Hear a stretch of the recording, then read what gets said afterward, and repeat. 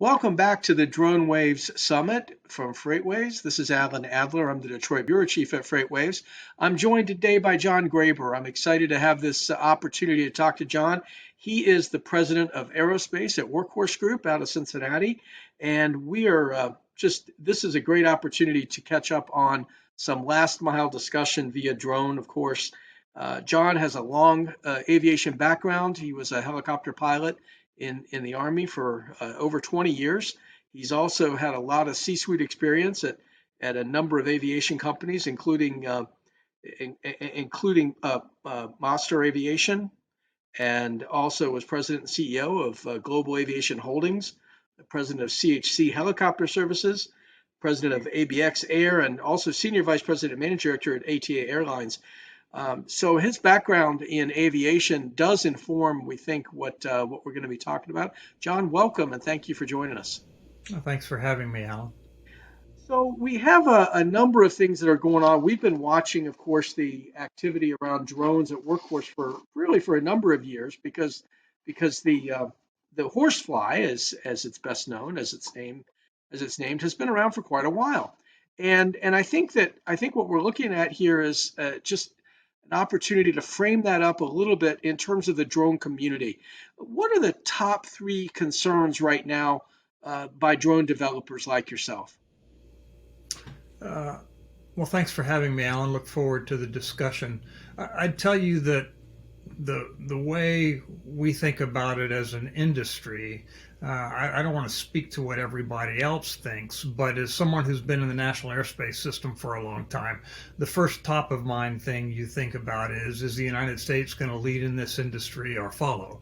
There are many organizations around the world that govern aviation in the countries that they say grace over, that are working really hard to be leaders in unmanned aerial systems, package delivery, and how you think about those things in the nations around the world. We want the United States to be the leader in that, and we want to be able to be part of that. So I think the ability to get what we need out of the Federal Aviation Administration, the way we think about how the regulations work for small UAS in particular is extremely important going forward. We have a great relationship with the FAA office that's certificating these kinds of aircraft. It's very important that we keep that going well, and I think that would be the first thing. Then the second thing that's top of mind in our industry is how do you make something that is, the way we think about it all the time, safe, reliable, and precise, so that all of us recognize the value this brings to us and none of the downsides. People talk all the time about whether they want something flying over their head or not. Well, of course, there are things flying overhead all the time. There are all kinds of aircraft in the National Airspace System. We want to be one that is safe and compliant and reliable. Then I think the last thing you talk about is scale. How do you make something like this that is safe, reliable, precise, and provides the volume that the marketplace is going to need? There are millions, tens of millions of packages delivered in the United States every day, and some percentage of those can be delivered by unmanned aerial systems. You have to figure out how you get to that delivery volume so that the industry can mature. Sure. Well, that's a good summary. I guess the workhorse horsefly, as we mentioned, has been around for several years. Can you sort of walk through its history a little bit, and maybe how the approach or the mission has changed or evolved? You've been involved for a while. I joined the team last year working on the Horsefly project. I'll tell you that we've been working on it for 4 years total at Workhorse. And the initial goal was to figure out how to take a 9, 10, 11,000 pound package delivery truck that burns roughly 8 or 9 miles a gallon in fossil fuel and make that thing more efficient. So Workhorse is a last mile delivery solution company. We have an electric vehicle that delivers packages the same gross weight as a diesel vehicle, but instead of running 8 miles a gallon, we'll run 40 miles a gallon equivalent with an all electric, very low carbon fiber footprint vehicle, right? The notion of the drone comes from, okay, how do you extend the efficiency of the truck even more? How can you take a truck that weighs 9,000 pounds, delivers a 10-pound package? Is there something you can do that's better than that? And there is. Our drone weighs 22 pounds, so instead of moving 9,000 pounds down the road to deliver 10, we're moving 22 pounds through the air to deliver 10. So we're taking the carbon footprint that's required. Instead of moving a 9,000 pound truck electrically or with fossil fuel, we're only moving a 22 pound aircraft and a 10-pound payload, so call it 32 pounds total, to deliver the package to your door or to your backyard or to your neighborhood. That kind of carbon footprint change is transformational to the globe when you think about what carbon means and how you think about the generation of electricity and the differences between that and fossil fuel. So that really is what set us on the path 4 years ago to figuring out how to improve the efficiencies in package delivery. And that's what we've been working on ever since. Yeah. And you mentioned a couple things that are really interesting there. The carbon footprint, of course, and I guess I'll mention that from our coverage of Workhorse, we know that the new C series is composite bodied and also takes out a lot of weight there, compared to a steel vehicle and things like that. Now, and really, we talked about this briefly, John, but the idea of the truck mounted drone being a differentiator. Can you talk to that a little bit? I mean, no one else is really looking to do that right now. Sure. Actually, I think there are many package delivery organizations interested in making their ground fleet more efficient. Certainly, the market interest we've seen indicates that to us. If you think about who the large package delivery organizations in the world are, governmental, non-governmental, they are all interested in driving efficiencies into their system. So if you think about the way truck works that delivers packages, you've got right now, by and large, an internal combustion engine being driven by a driver on our roads, adding to congestion on our streets, and that volume is just going to go up and up and up. Every time you put a human being into a situation like that, you have the possibility for things to go wrong. So the aircraft that we've built, the system that we've built, is autonomous with the notion of taking as much human error and human injury out of things as possible. If you think about the notion that 10, 15 million packages a day are reasonable numbers to think you could deliver by drones, you think about the impact that could have in your neighborhood, reducing the number of vehicles that are on the surface street, the congestion that would go down, the number of drivers who don't have to twist their knee getting out of a truck on a slow slicking street, those kinds of things. It can really make a difference. And those are the kinds of things that we see people are interested in over and over again to help make a truck more efficient. At the same time, you've indicated though that you'll do more drones than you will do drones for trucks. In other words, your division is about drones. It isn't just about equipping these trucks with a launch opportunity. You can launch these pretty much from everywhere. Maybe you want to walk us through your vision in terms of how this will play out, what you see happening. Well, this isn't my vision. I'll tell you, this is an industry vision. There is this notion that people will want the convenience, the safety, and the low carbon footprint that comes from all electric delivery drones. If you think about how you spend your time, and you think about the notion that pick your grocery store or your drugstore or your hardware store or your home improvement store, and the time you were under a car putting brakes on, or the time you ran out of sugar or milk, or that you needed a prescription filled and you didn't want to get out because you were too sick, or someone you knew was, and you needed a low touch option or a no-touch option. Those are the kinds of things that we think drones can do really, really well. And if you believe that's true, then you believe that there's an option here for organizations like ours to help communities like ours figure out the right way forward to do it. Hmm. You've mentioned, or it's been mentioned that you're in type approval for the drone with the FAA about 12 months out, 12 to 18 months, I guess, is what we've most recently talked about. So how close to prime time then is the horsefly? Uh, I think we could deliver safely tomorrow. The aircraft, the system we've put together has hundreds and hundreds and hundreds of test deliveries under its belt now.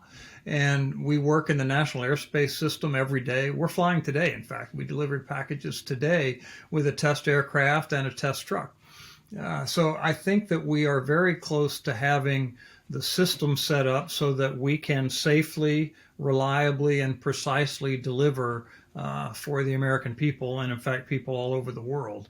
The FAA piece is a decision we made very early on. The notion is the FAA has some of the most demanding requirements in the world. They are going to demand levels of safety and reliability and redundancy that you don't have to fly a drone anywhere in the world. But if you want a type certificate for your aircraft, like Boeing has, like Airbus has, like Cessna has, then you have to go through this very rigorous FAA process. And that's what we're doing. We are working with the notion that this is an aerospace project run by an aerospace team, not a prosumer drone kind of thing that really doesn't matter and that anybody can do. There is a rigor to it. There is a system approach to safety and reliability that we're working really hard to attain and maintain and attain, I should say. Attain and maintain, let me say it that way. And we think it's really important that we be safe, reliable, and precise. And that's what we're working for with the FAA as we move forward. If you think about the FAA and the industry's record in the commercial airline world, people and cargo, there hasn't been a fatal accident in years in the United States airspace system.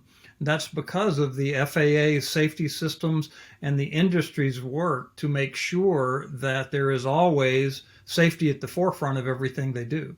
That's the kind of philosophy that we're following in our work.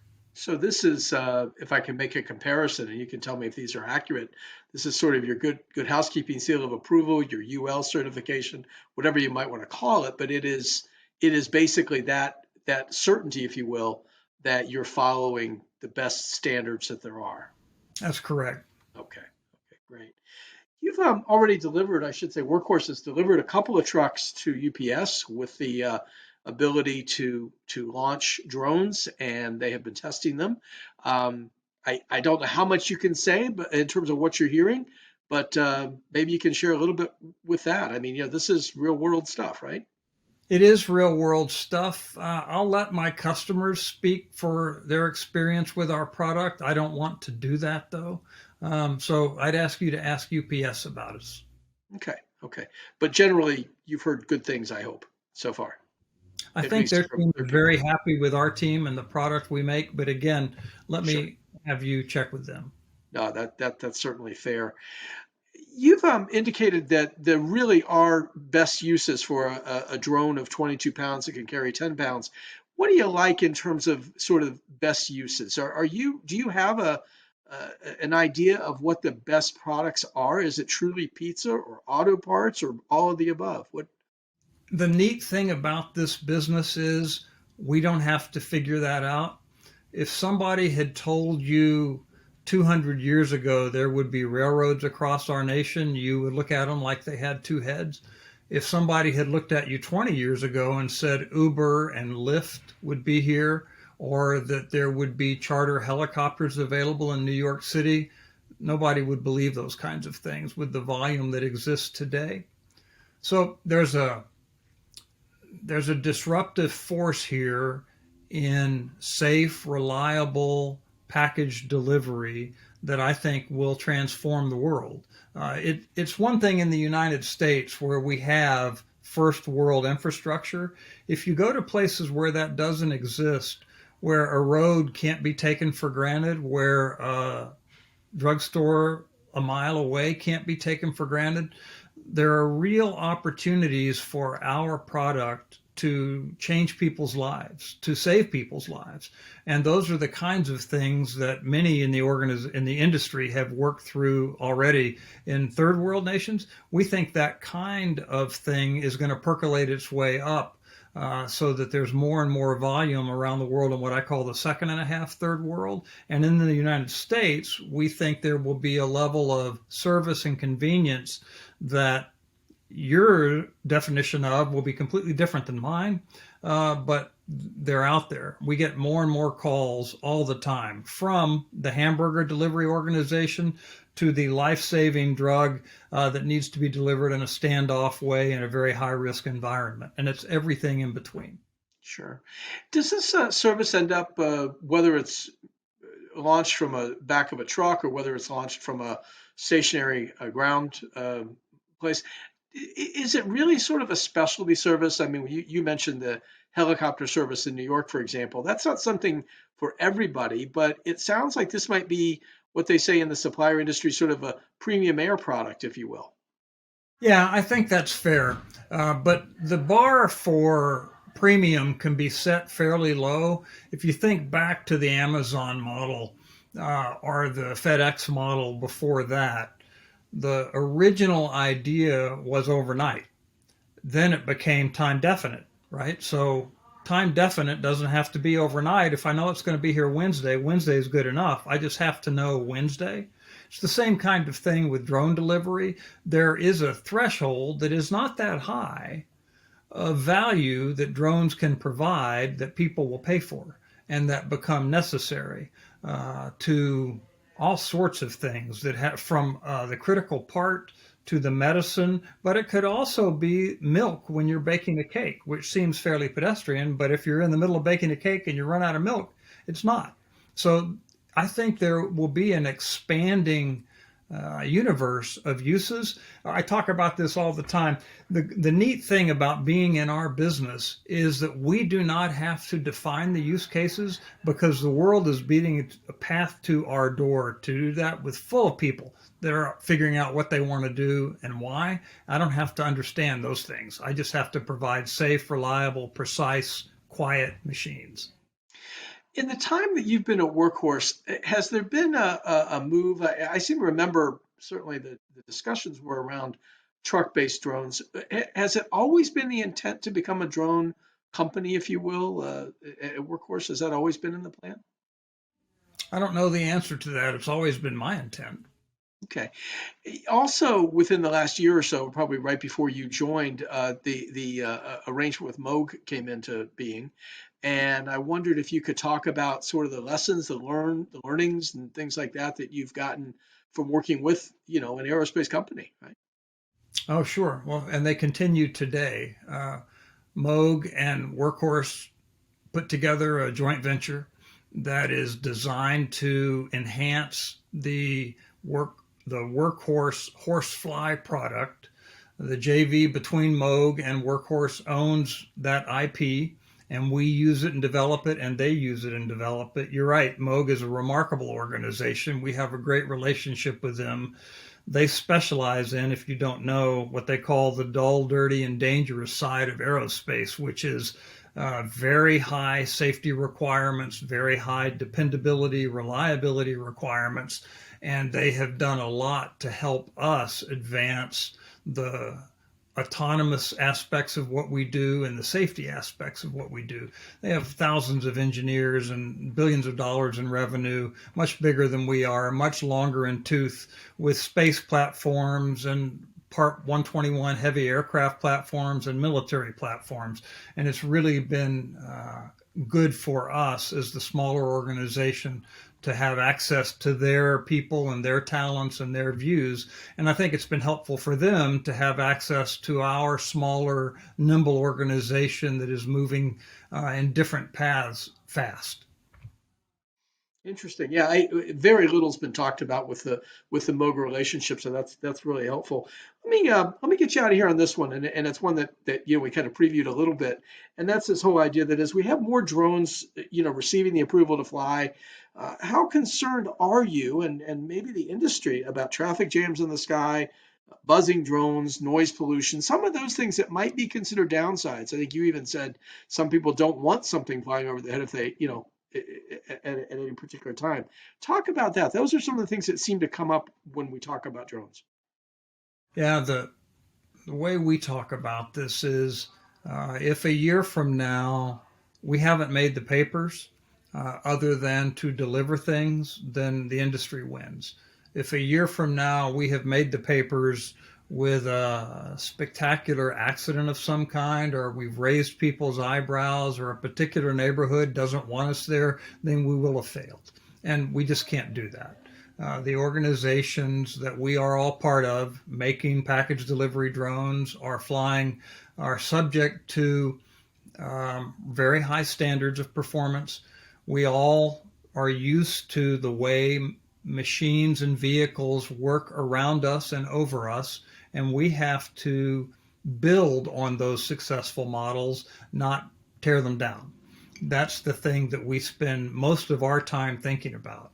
In our organization, and most organizations are the same way, we start every flight with a circle safety brief where everybody talks about what we're going to do, how we're going to do it, what the normal things are, what we might expect that aren't normal, and what we're going to do about them, so that everyone's safe, everything's compliant, and everybody understands what system safety and system reliability looks like. That's what we have to do. There is this notion of unmanned traffic management systems that have to be fleshed out as volume grows. The good news about being an FAA compliant organization is that we'll be part of that. And we will help the industry figure out the right ways forward so that it cannot annoy people on the ground and not cause a traffic jam in the sky and not make people point up and wonder why that thing's up there today. We want people to not even know we're there. And that's what we're working on all the time. Beautiful. That's a great way to end this, John.